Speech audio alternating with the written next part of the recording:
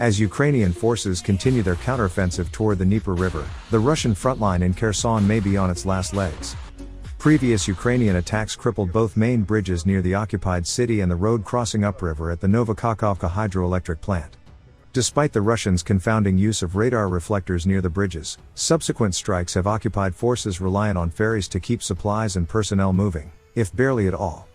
But reports from the Ukrainian administration in nearby Mykolaiv suggest the leadership of the Russia-backed occupational government fled Kherson and crossed the river on Saturday.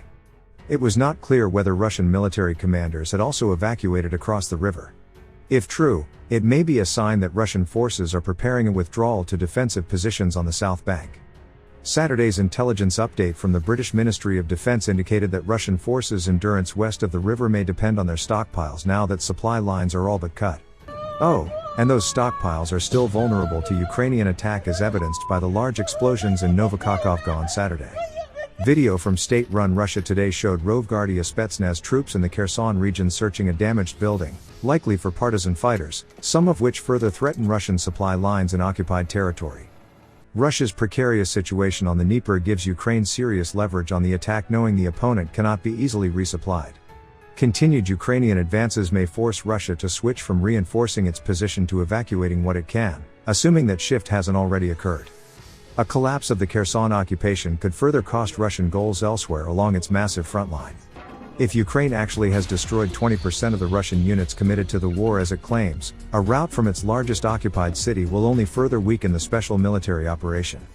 At the same time, the head of the Ukrainian military is once again reminding the world that his forces are in dire need of additional artillery.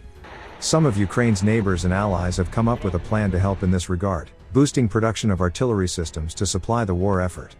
Poland, Slovakia and Czechia have decided to launch a program that will expand productions of artillery systems, munitions, and other military equipment to Ukraine.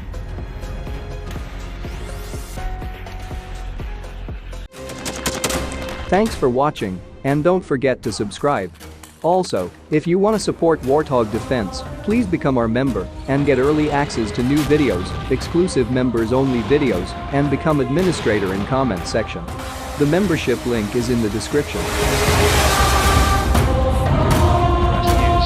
every day. We had a guy last week at 6 rescues in 6 days. He's doing the job every day.